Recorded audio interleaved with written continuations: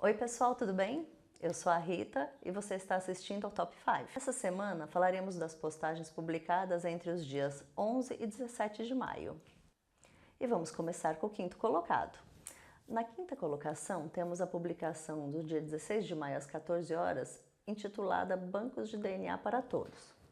Essa publicação fala que os americanos provavelmente sabem onde suas informações confidenciais estão armazenadas. Números de cartões de crédito, do seguro social, certidões de nascimento ou casamento. Mas e quanto ao seu material genético? Se esse cidadão for da Califórnia e tiver nascido depois de 83, provavelmente seu DNA está sendo armazenado pelo governo e está disponível para aplicação da lei e até mesmo à disposição de pesquisadores externos. No Brasil, a realidade é bem diferente. Criado em 2013 por lei, o Banco de DNA brasileiro recebeu gratuitamente do FBI, o Departamento de Investigação dos Estados Unidos, um software fundamental para o seu funcionamento. Porém, o banco de amostras de DNA de criminosos brasileiros está longe de um padrão CSI. Administrado pela Polícia Federal, o sistema que integra órgãos de perícia genética de diversos estados conta com apenas 569 condenados cadastrados, de acordo com o relatório do Ministério da Justiça. Mas apesar de pequeno, o banco já ajudou a elucidar alguns casos.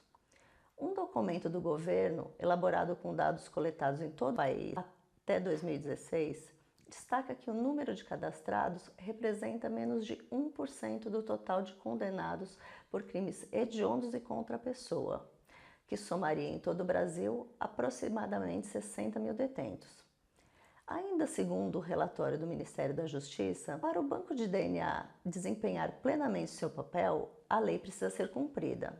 Essa lei determina a obrigatoriedade da coleta de material genético dos sentenciados por crimes hediondos e dolosos praticados com violência grave. Porém, de acordo com especialistas, o baixo número de cadastrados é resultado de problemas que vão desde a falta de infraestrutura, tal como a falta de conexão com o sistema nacional, até a inexistência de procedimentos de coleta de amostras de DNA. A maioria dos processos criminais acaba sendo baseada em relatos de testemunhas. Algumas afirmam que viram mais ou menos os crimes e muitas vão ao júri apenas para falar do caráter do réu.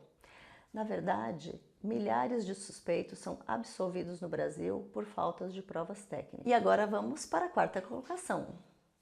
No quarto lugar, temos a estreia de uma nova coluna aqui no canal, chamada 2 Minutos de Perícia. Nessa coluna serão apresentados vídeos diários de curta duração, onde o perito Sérgio Lenares Filho vai abordar temas relevantes envolvendo a investigação criminal. Ele falará sobre as novidades, inovações, explicar algumas teorias, falar de casos que envolveram a perícias e de personalidades que se destacaram na área forense. Enfim, assuntos que tenham relevância para o mundo pericial. E sempre em 2 minutos ou um pouco mais do que isso. A publicação que inaugurou a coluna e que obteve a quarta colocação dessa semana foi do dia 11 de maio, às 7 da manhã, que fala sobre o edifício Wilton Paes de Almeida, no centro de São Paulo, e do descaso que as autoridades têm tratado o tema da falta de moradia e a consequente invasão de imóveis públicos para essa destinação. É evidente que há culpados nesse caso. O incêndio e o desabamento não aconteceram por caso fortuito ou de força maior. Inclusive, o Corpo de Bombeiros havia entregado um laudo ao Ministério Público dizendo que havia efetivamente risco. Mas, infelizmente, o Ministério Público não tomou qualquer providência no sentido de sanear a situação. E há outros casos como esse, e nós, como cidadãos e contribuintes, temos o direito a essa explicação e a esse esclarecimento. E vamos agora para o nosso terceiro colocado.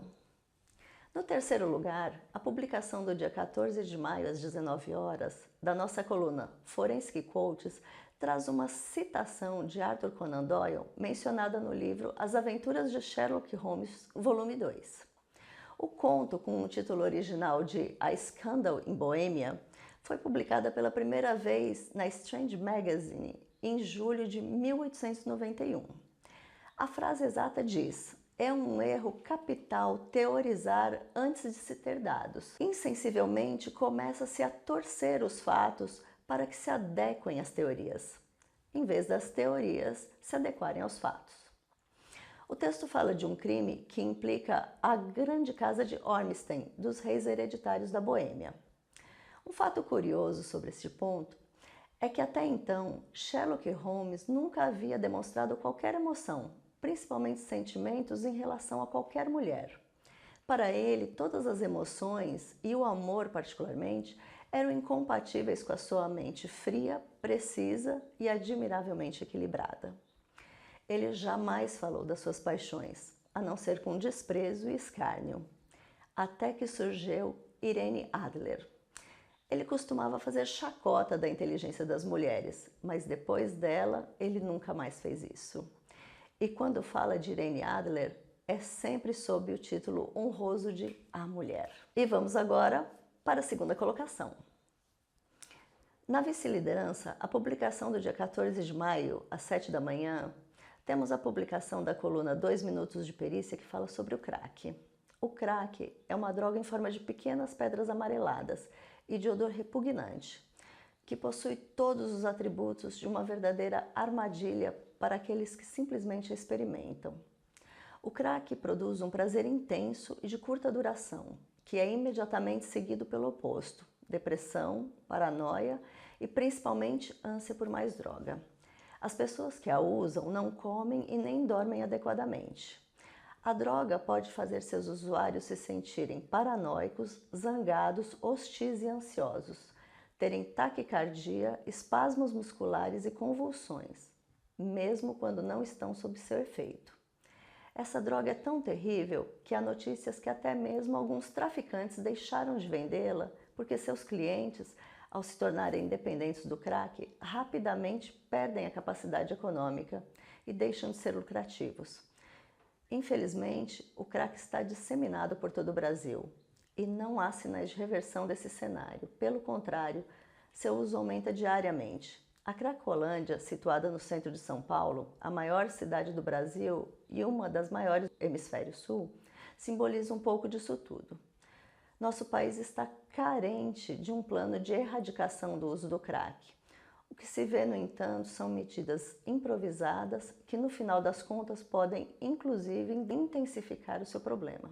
Muito triste. E agora, o primeiro colocado. A publicação campeã dessa semana foi do dia 15 de maio, às 19 horas, da coluna Forensic Joke. Ela traz a comparação do estado de espírito da concurseira. Mas, na verdade, ela fala da busca da realização dos seus sonhos.